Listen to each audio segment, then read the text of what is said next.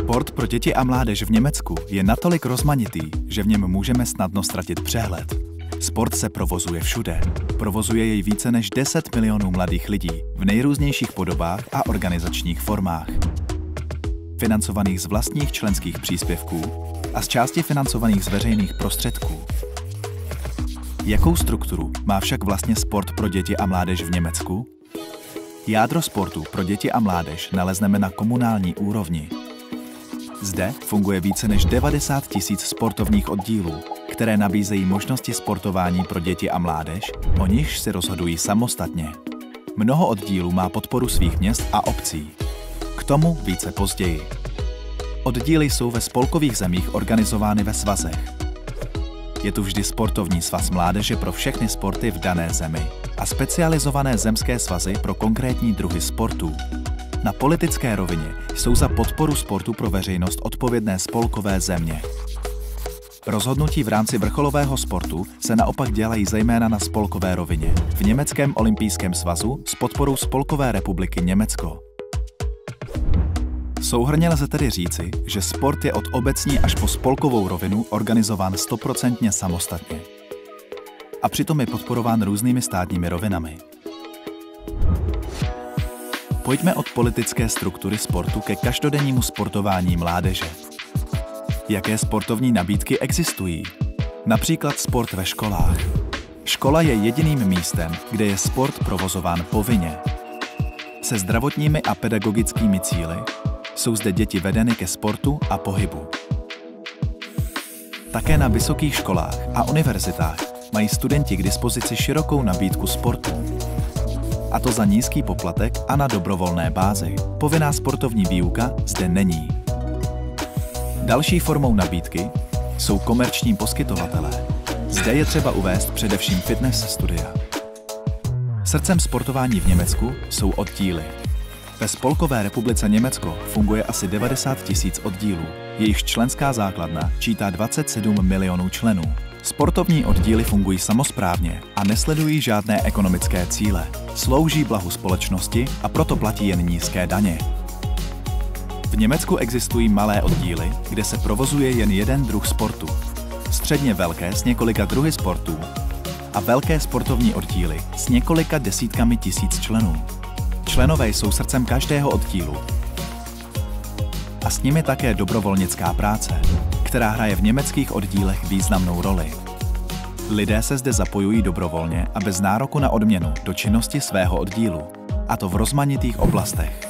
Od předsednictví oddílu až po prodej koláčů na sportovních slavnostech. Také trenéři, trenérky, instruktoři a instruktorky pracují zpravidla na dobrovolnické bázi a jejich kvalifikace je základem úspěšné práce oddílů. Bez zapojení dobrovolníků by sportovní oddíly nemohly fungovat. V německém sportu je obsazeno 1,7 milionu dobrovolnických pozic. V průměru tito lidé pracují 13,4 hodin měsíčně. Motivuje je potřeba spolu utvářet společenský život. Základem motivace může být také uznání v oddíle, sociální prostředí nebo získání měkkých dovedností, takzvaných soft skills. Aby mohly sportovní oddíly sami sebe financovat, vyžadují nízký měsíční členský příspěvek. Výši příspěvku si stanovuje každý sportovní oddíl sám. Liší se podle druhu sportu, lokality, velikosti a nabídky oddílu. A zpravidla umožňují přístup ke všem nabídkám daného oddílu. Členské příspěvky představují velkou část příjmu. Důležitou podporou na obecní rovině je využívání veřejných sportovišť.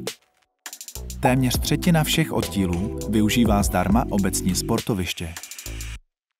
41% všech oddílů má vlastní areál. Oddílovým areálem může být vlastní beach volejbalové hřiště nebo i oddílová klubovna. Kromě toho získávají sportovní oddíly také často dotace z veřejných prostředků.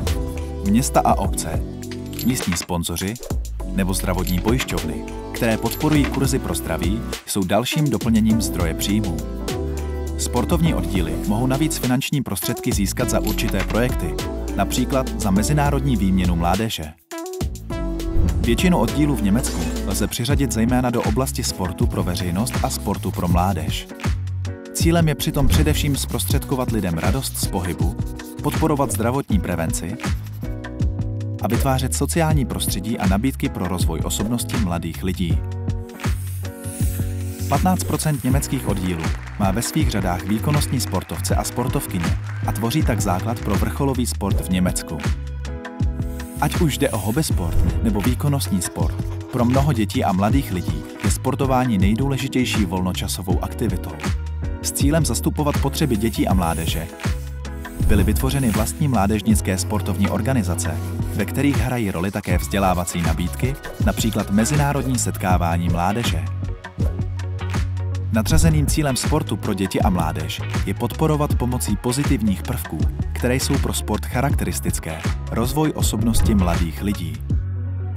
Oddíly jsou členy 16 zemských sportovních svazů mládeže, 53 mládežnických organizací vrcholových svazů a 10 mládežnických organizací sportovních svazů se speciálními úkoly.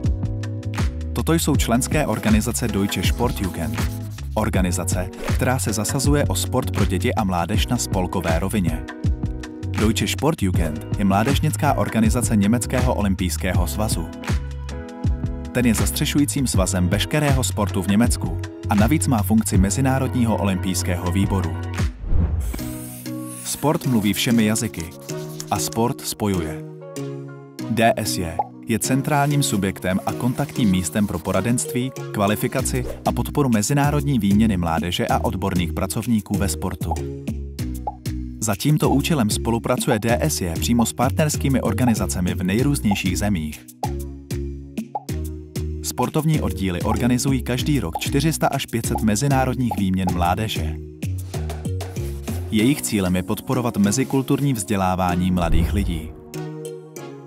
Výhody mezinárodní práce s mládeží ve sportu spočívají přitom především ve 3 aspektech: univerzalitě sportu, radosti ze hry a pohybu a nízkoprahové povahy sportu. Pro finanční podporu mezinárodních setkání mládeže a odborných pracovníků existují různé dotační programy od Spolkové republiky Německo, jednotlivých spolkových zemí a od Evropské unie. Ať už na mezinárodní nebo národní úrovni, podpora sportovních aktivit dětí a mládeže vyžaduje jasné struktury v mládežnickém sportu.